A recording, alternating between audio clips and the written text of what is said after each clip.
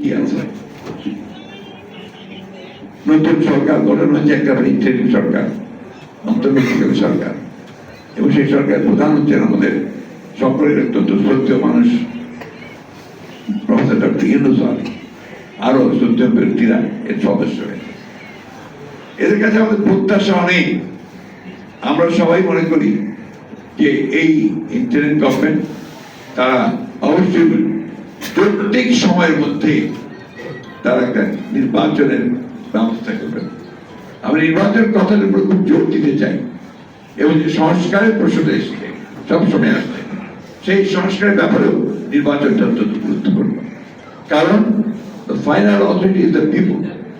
সেটা কিভাবে আসবে? সেটা অবশ্যই একটা নির্বাচিত পার্লামেন্টের মধ্য দিয়ে তাদের মাধ্যমে সেটাকে আসতে হবে, এর কোনো বিকল্প নেই। সুতরাং কয়েকজন ব্যক্তি একটা সংস্কার করে দেবেন এটা আমি বিশ্বাস করি না। আমি বিশ্বাস করি জনগণের অংশগ্রহণের মধ্যে তাদের মাধ্যমে কিন্তু সেই সংস্কার আসতে হবে। আমরা বিশ্বাস করি যে আমাদের এখন যারা ইন্টারিম গভর্নমেন্টে কাজ করছেন তারা সবাই অত্যন্ত আন্তরিক, তারা যোগ্য মানুষ, কিন্তু আমরা এটাকে আরো ভিজিবল দেখতে চাই, আরো দৃশ্যমান দেখতে চাই। আমরা দেখতে চাই যে প্রধান উপদেষ্টা তিনি অতি দ্রুত জনগণের সামনে তিনি কি করতে চান তা উপস্থাপন করবেন, একটা রোড ম্যাপ দিবেন যে কিভাবে তিনি অতি দ্রুত একটা নির্বাচনের ব্যবস্থা করবেন, কিভাবে তিনি প্রয়োজনীয় সংস্কারগুলো ঘটিয়ে তারা জনগণের একটা স্বস্তি দিয়ে তার সামনের দিকে এগোবেন এবং নির্বাচনের ব্যবস্থা করবেন। আমরা দেখতে চাই না যে সমস্ত ব্যক্তিরা হাসিনার পাশে থেকে হাসিনার সঙ্গে থেকে তার দোষর হয়ে তারা মানুষের উপর নির্যাতন নিপীড়ন করেছে, লুটপাট করেছে, দেশের পাচার করে দিয়েছে, তাদেরকে আমরা আশেপাশে দেখতে চাই না। তাই পত্রিকায় যখন আমরা ছবি দেখি ওই সমস্ত লোকেরা আবার সংগঠিত হয়ে বিভিন্ন গুরুত্বপূর্ণ ব্যক্তিদের সঙ্গে দেখা করছেন, তখন আমরা একটু উদ্বিগ্ন হই, চিন্তিত হই। আমরা খুব চিন্তিত হই যে আজকে প্রায় 16-17 দিন হচ্ছে এখন পর্যন্ত ওই সেক্রেটারিয়েটে যে সমস্ত সেক্রেটারিরা এই সরকারকে এতদিন ধরে চালিয়েছে, তাদের সমস্ত কুবুদ্ধিগুলো দিয়েছে, তারা এখনো ওই সরকারের সচিবের দায়িত্বগুলো পালন করছে। আমরা দেখতে চাই না।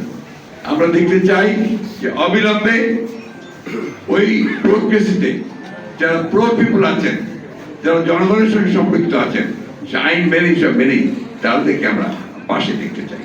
এই কথাগুলো আমি বলতাম না, কিন্তু বলতে বাধ্য হচ্ছে এই জন্যে যে আমরা সেগুলো দেখতে পাচ্ছি না। আমরা এখন পর্যন্ত বিশ্ববিদ্যালয়গুলোতে বিদ্যালয়গুলোতে কোনো ভাইস চ্যান্সেলর নিয়োগ দেওয়া হয়নি, অথচ ভাইস চ্যান্সেলর ইতিমধ্যে রিজাইন করেছেন। আমরা দেখতে চাই যে ভাইস চ্যান্সেলর নিয়োগ দেওয়া হচ্ছে যাদের সকলের কাছে গ্রহণযোগ্যতা আছে এই সমস্ত ব্যক্তিরা। আমরা দেখতে চাই যে আইন শৃঙ্খলা পরিস্থিতি নিয়ন্ত্রণের ব্যাপারে তারা অত্যন্ত সচেষ্ট। এই ব্যাপারে আমরা তাদেরকে সর্বাত্মক সহযোগিতা দিয়েছি, দেব এবং এখন দেব, সব রকম প্রতিশ্রুতি আমরা দিচ্ছি। রাজনৈতিক দলগুলোর সঙ্গে এখন পর্যন্ত এই সরকারের সত্যিকার অর্থে কোনো এজেন্ডা ভিত্তিক কোনো আলোচনা হয়, কিন্তু রাজনীতি ছাড়া তো এটা হবে না। রাজনীতি দলগুলোর মতামত আনতে হবে। রাজনীতি ওই জায়গাটাই রাজনীতি, যে জায়গায় তারা বসে আছে ইন্টারিম গভর্নমেন্টে, এইটাই হচ্ছে রাজনীতির জায়গা। কারণ এখান থেকেই তো দেশের সবকিছু ভবিষ্যৎ নির্ধারিত হবে। সুতরাং যারা রাজনীতি করছেন তাদের সঙ্গে অবশ্যই তাদেরকে মত বিনিময় করতে হবে। ছাত্র নেতৃবৃন্দ যারা আজকে সহযোগিতা করছেন তাদের কাছেও আমাদের অনুরোধ করতে হবে।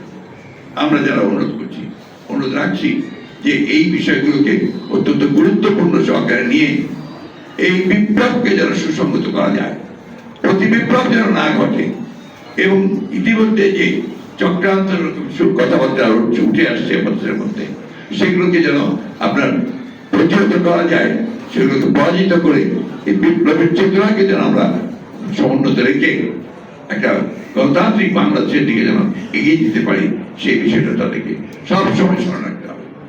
আমি আবার রিপিট করতে চাই যে অবশ্যই অতি দ্রুত জনগণের যে চাহিদা সেই চাহিদাকে পূরণ করার জন্য রাজনৈতিক দলগুলোর সঙ্গে আলোচনা করে একটা কিভাবে একটা নির্বাচন অতি দ্রুত করা যায় এবং সেই প্রয়োজনীয় সংস্কার করা যায় সেটা নিয়ে এই ইন্টারিম গভর্নমেন্ট কাজ করবেন বলে আমরা প্রত্যাশা করি। আমাদের আস্থা রয়েছে, জনগণের আস্থা রয়েছে, সকলেরই আস্থা আছে, কিন্তু অবশ্যই সেটা সীমিত সময়ের মধ্যেই করতে হবে, একটা সময়ের মধ্যেই করতে হবে, চুক্তির সময়ের মধ্যেই করতে হবে। তা না হলে এই উদ্দেশ্য, সেই উদ্দেশ্য সম্পূর্ণ ব্যাহত হবে। আমি